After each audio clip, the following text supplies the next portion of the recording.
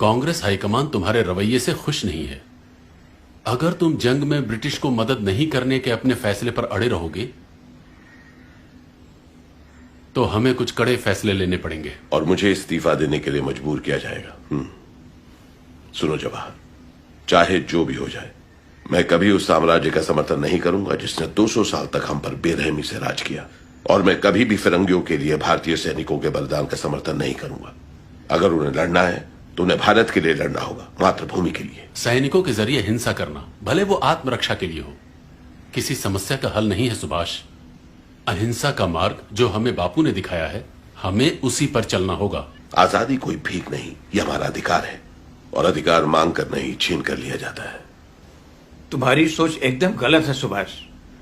हिंसा से कभी कुछ हासिल नहीं होता। भारत की आजादी का एकमात्र उपाय है अहिंसा। मेरा ये मानना है।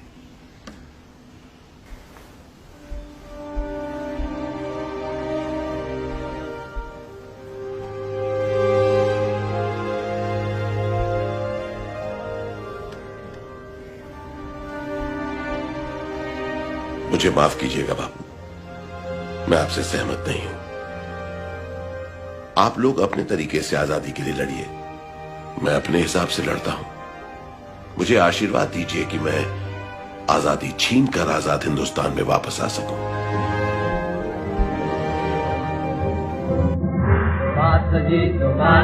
वो जाने हिंद आ गए, है नाग जिससे हिंद को वो शान हिंद आ गए। वो जाने हिंद आ गए, है नाग जिससे हिंद को वो शान हिंद आ गए। जिस आदमी ने, जिस शख्स ने और जिसके सैनिकों ने हमें आजादी दी, आपने उनको जिंदा दफना दिया। 60,000 की इंडियन नेशनल आर्मी थी जो सुभाष चंद्र बोस ने रेस करी थी, खड़ी करी थी। 3 डिविजन्स थी इसके अंदर, और इनमें से 60,000 में से 26,000, जरा आंकड़ों पे ध्यान दीजिए, 60,000 में से 26,000 शहादत और कुर्बानी उनको मिली, प्राप्त हुई। वो लड़ते लड़ते मरे ताकि आप और मैं आजाद हो। 26,000 की कुर्बानी, और आप कह रहे हैं दे दी हमें आजादी, बिना खड़क बिना ढाल। तुम्हारा मैं मुंह तोड़ दूं। सुभाष जाने हिंद है, सुभाष शान हिंद है, सुभाष माने हिंद है, सुभाष माने हिंद है। सुभाष जी वो जाने हिंद आ गए, है नाग जिससे हिंद को वो शान हिंद आ गए। हमें अपना खून बहाना है, हमें कुर्बानी उठाना है। कोई बात नहीं है हम जिंदा रहेंगे या तो मरेंगे, कोई बात नहीं है। बात कोई सही बात यह है, आम बात यह है, आखिर में हमारी कामयाबी होगी, हिंदुस्तान आजाद होगा। हमारे अतीत में छुपा हुआ एक बहुत बड़ा धोखा है।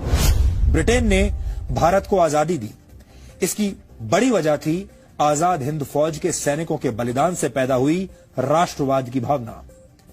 वर्ष 1945 से वर्ष 1991 के बीच क्लेमेंट एटली ब्रिटेन के प्रधानमंत्री थे। इसी दौरान भारत को आजादी दी गई, यानी जब भारत आजाद हुआ तब एटली ही ब्रिटेन के प्रधानमंत्री थे। आजादी के बाद क्लेमेंट एटली ने भारत का दौरा किया था। उस वक्त पश्चिम बंगाल के कार्यवाहक गवर्नर जस्टिस पीबी चक्रवर्ती थे। वो कलकत्ता हाईकोर्ट के चीफ जस्टिस थे। जस्टिस चक्रवर्ती ने इतिहासकार आरसी मजूमदार की किताब अ हिस्ट्री ऑफ बंगाल के प्रकाशक को एक पत्र लिखा। इस पत्र में उन्होंने लिखा कि जब मैं गवर्नर था तब भारत को सत्ता सौंपने वाले ब्रिटेन के पूर्व प्रधानमंत्री एटली ने कोलकाता के राजभवन में 2 दिन बिताए थे। उस समय मैंने आजादी के वास्तविक कारणों के बारे में उनके साथ लंबी चर्चा की। एटली के लिए मेरा सीधा सवाल यह था कि महात्मा गांधी का भारत छोड़ो आंदोलन कुछ समय पहले ही खत्म हो गया था और 1947 में ऐसी कोई परिस्थिति नहीं थी कि ब्रिटेन को जल्दबाजी में भारत छोड़ना पड़े। इसके जवाब में एटली ने पीबी चक्रवर्ती को कई कारण बताए भारत छोड़ने के। एटली ने कहा कि नेताजी सुभाष चंद्र बोस की सैन्य गतिविधियों की वजह से भारत की सेना और नौसेना के सैनिकों की वफादारी ब्रिटिश क्राउन यानी ब्रिटिश राज के प्रति कम हो रही थी। इस चर्चा के अंत में पीबी चक्रवर्ती ने एटली से यह पूछा कि भारत छोड़ने के फैसले पर महात्मा गांधी का कितना असर था। इस सवाल को सुनकर एटली ने मुस्कुराते हुए सिर्फ एक शब्द का इस्तेमाल किया और वो शब्द था मिनिमल, यानी कम से कम। यानी महात्मा गांधी का जो प्रभाव था इस फैसले पर कि अंग्रेज भारत छोड़कर जाएं, उसमें महात्मा गांधी का प्रभाव मिनिमल था, यानी मामूली था।